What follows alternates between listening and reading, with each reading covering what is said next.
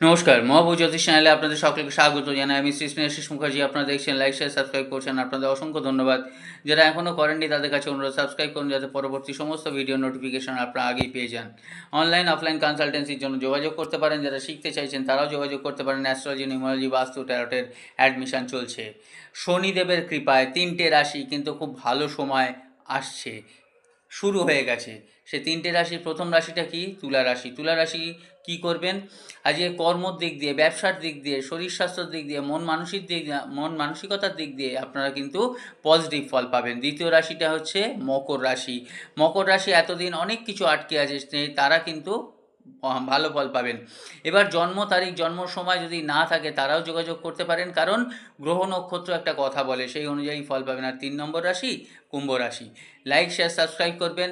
যদি কোনো অসুবিধা হয় তাহলে ফোন করে ক্লিয়ার করে নেবেন।